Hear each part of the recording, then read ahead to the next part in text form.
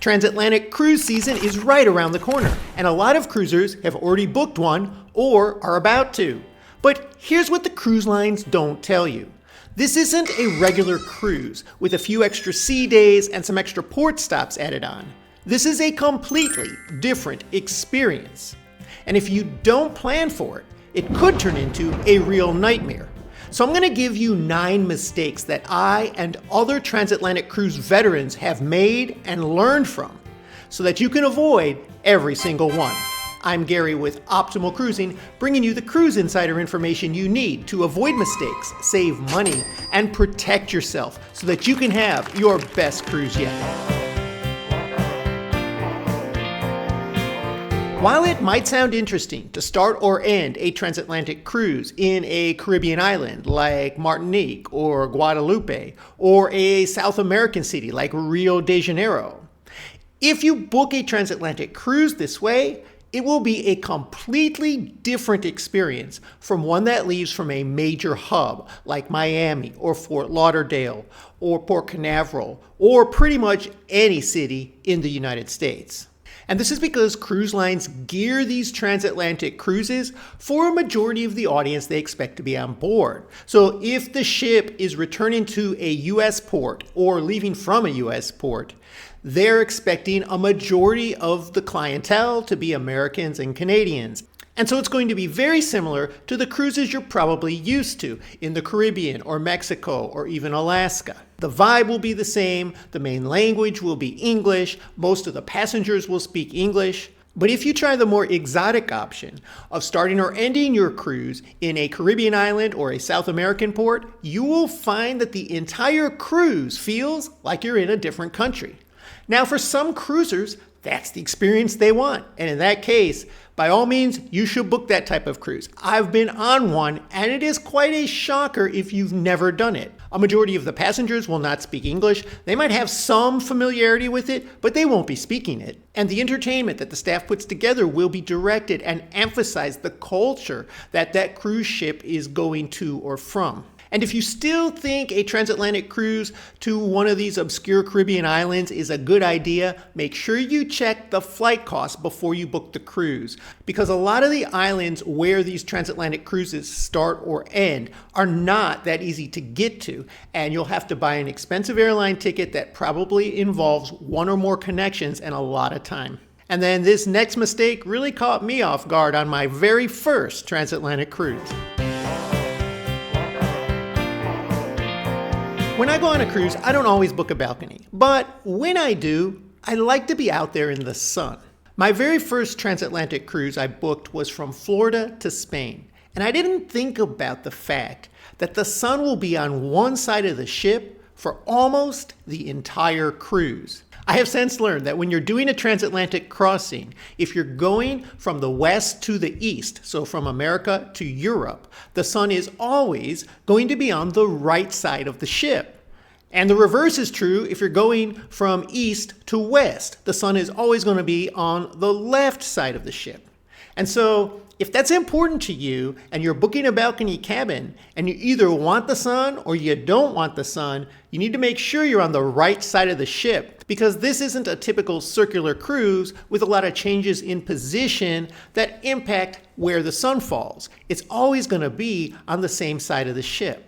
So even though I had spent some extra money on this balcony cabin, I ended up going out on the public decks every day just to get some sun. I couldn't really enjoy it the way I wanted to. And if you're thinking of buying that drink package, wait until you hear this next mistake.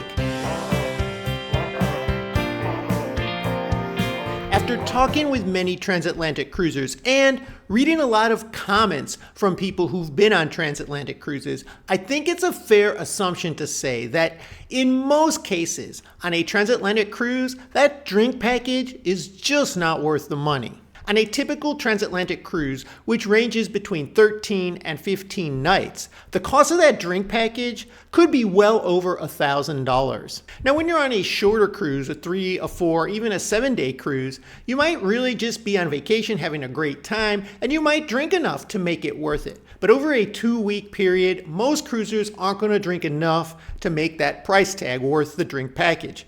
Now, if you do drink a lot of sodas, specialty coffees, smoothies, energy drinks, then maybe the non-alcoholic drink package on a transatlantic crossing would be worth it because it is quite a bit cheaper than the alcoholic one.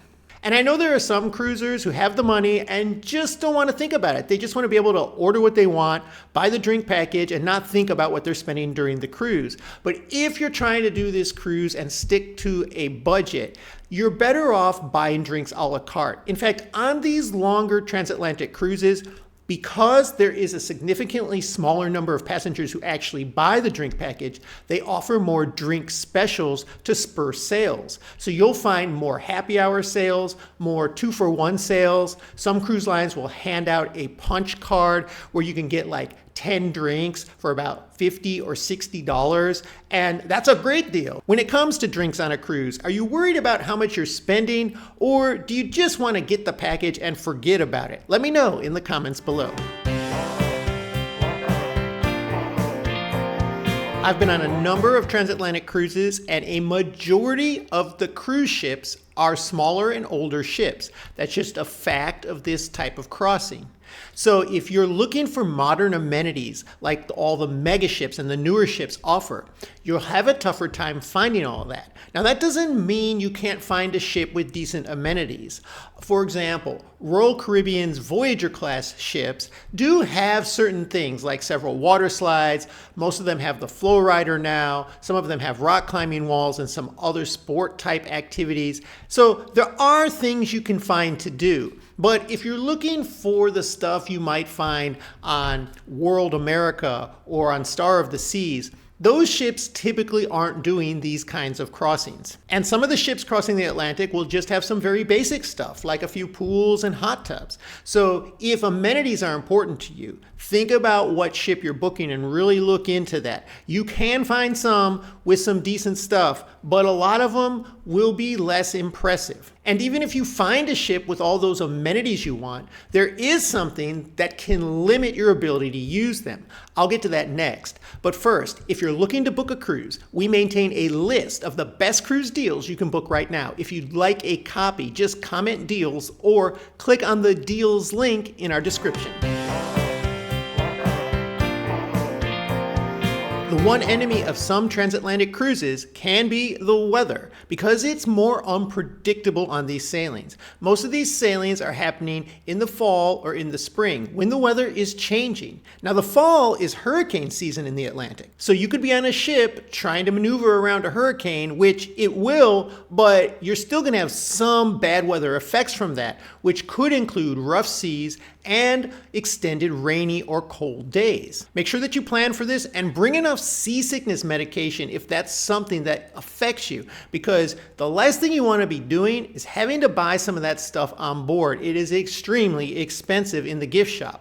And sometimes the weather can keep you inside for more days than you planned. So if you're thinking you're going to be out on the deck in the sun by the pool every day, that's not likely to happen. Some of these days are going to have colder weather, even if it's not stormy. So it's not even going to be nice. Now, if you're on a ship that has a solarium pool, that's a great place to hang because you can be kind of in the sun, but you'll have the roof closed, so the environment will be a lot better. But there is one trick that I've used, which works most of the time to get better weather on these transatlantic cruises, and that is if I'm taking one in the fall, which is typically going to be going from Europe to the US, I book it early on, in October if possible. Now, a lot of these don't happen till November 1st, but even then, you're best booking November 1st than booking November 21st, because the later you get in the year, the colder that weather gets. And if you're doing one in the spring, that's typically going to be going from the US to Europe, your best bet is to wait until the end of April or May, when some of these are still running. You're going to have a better chance of warmer and less stormy weather in those months. And then, well, what do people do about this week-long of sea days? Personally, I love sea days. It's a great way to just relax, not have to think about much, and not really have to do anything. I'm good with reading, listening to podcasts, watching videos on my iPad, And those are the kinds of things I plan ahead for, so that I have enough material for the entire cruise. And you need to pack whatever it is that is going to keep you busy or that's going to keep you engaged or entertained during this cruise. Because this isn't the kind of cruise where you're getting off at a port every day or every other day. You have something to look forward to, something to do, and you're constantly busy. There's a lot of downtime on these cruises. A lot of cruisers love that. But if you're not used to it, make sure you've planned some activities and things that you're going to enjoy. Because a lot of cruisers tell me that these transatlantic cruises can lead to boredom spending, and people end up spending a lot more than they budgeted for because they need something to do. And well, there's a casino open 24/7 all throughout those sea days. Now, on a typical Caribbean cruise, that casino's closed every day that you're in port. So on a transatlantic cruise, there's a lot more operating hours for that. People gamble a lot more. People buy more things, maybe get spa treatments, maybe go to some more specialty restaurants because they just want something different to do. But boredom spending isn't the only financial problem people have on transatlantic cruises. In the past several years, I've been on 2 transatlantic cruises that had medical evacuations in the middle of the ocean. And this is a real thing that you have to plan for. I now always get travel insurance whenever I'm going on a cruise, but especially a transatlantic cruise, because you're going to be in the middle of that ocean for 6 or 7 days straight. And if something happens, that ship will have to potentially reroute to get closer to some land so a helicopter can get out there and get you off that ship. Remember, the medical facilities on these ships are not meant to handle serious issues. There's certain things that they can deal with, but there's a lot they cannot handle, and they will have to get you off that ship. And if that happens, those bills can be upwards of $50,000, even up to $100,000 or more. And a lot of people fail to realize that that decision to medevac you off of a cruise ship won't be yours. If they feel like they can't take care of you and you need medical treatment, they're going to take you off that ship and you'll be stuck with the bill. But travel insurance covers that kind of thing. Now, I put a link in my description to the company that I use if you want to check that out. But I highly recommend, if you're doing this kind of cruise, you have some type of travel insurance, because most American health insurance policies will not cover medical evacuation from a cruise ship in the middle of the ocean. I tend to agree with most transatlantic cruisers I've spoken with that you need some kind of connectivity over this long cruise. I mean, if you're doing a 3 or 4 day, even a week-long cruise, that's stopping in 4 ports, you could probably get away with the cruise ship Wi-Fi because you're going to be at port every day or every other day. You're going to be connected. You're not going to be more than 24 to 36 hours without a connection. But on these transatlantic crossings, you could be a whole week with no connection. So you need to think about and budget for what you're going to need. If you need full Wi-Fi for streaming and all that kind of stuff, you probably need to buy the Wi-Fi package. Now, these Wi-Fi packages are going to be almost double what they would be for a typical 1-week cruise. A lot of cruise lines have a tiered package structure, so you can get a package that's really just for social media and texting, but streaming really won't work on it, at a discounted price. And then you can also go with Gig Sky, which works through the Cellular at Sea network, which is now on all these cruise ships. And that'll get you a connection, but it can be spotty because it doesn't work typically inside interior rooms or interior structures of the cruise ship. So if you don't have a balcony cabin, you'll have to go out to a main deck or out to an open area where you can get a better signal to the cruise ship's own cell towers. And Gig Sky is not for streaming. You can do texting, emails, basic stuff like that.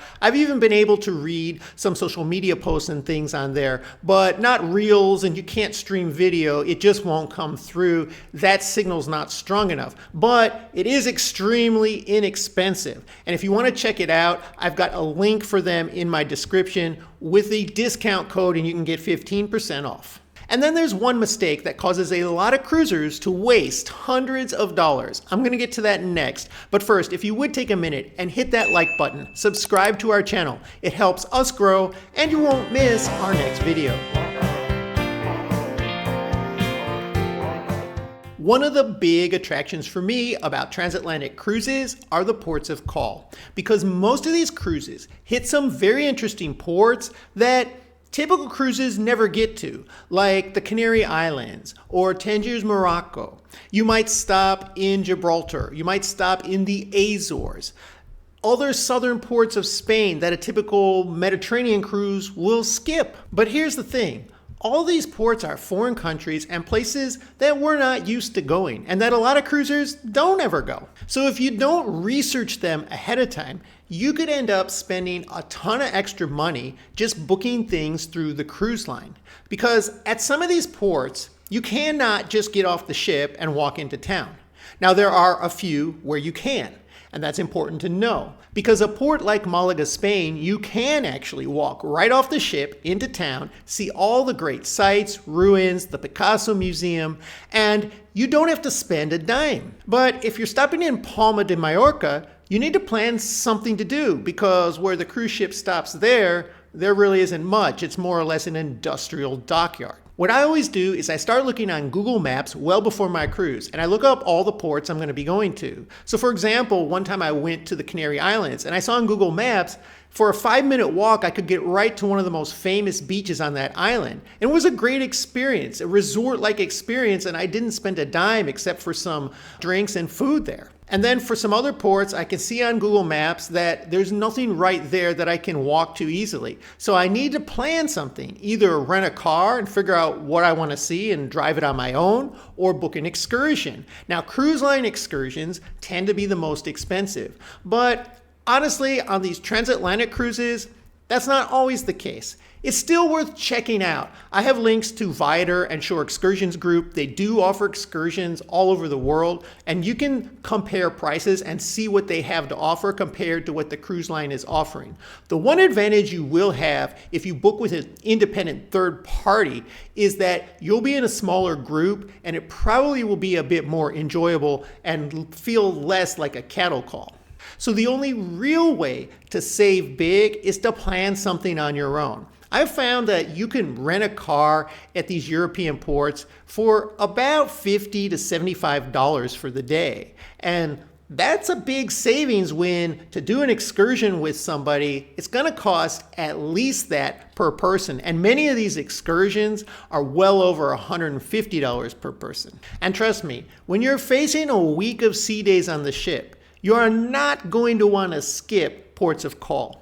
This isn't the Caribbean where you've been to Cozumel or Costa Maya 20 times and you'll just stay on the ship and enjoy the amenities on board when you're at one of those ports. These are ports you're gonna want to do something at, so planning ahead can save you big money. So now that you'll avoid some key mistakes on your next transatlantic cruise, a lot of cruisers forget to do some important things on embarkation day that can impact the entire cruise. I'll tell you what those are right here.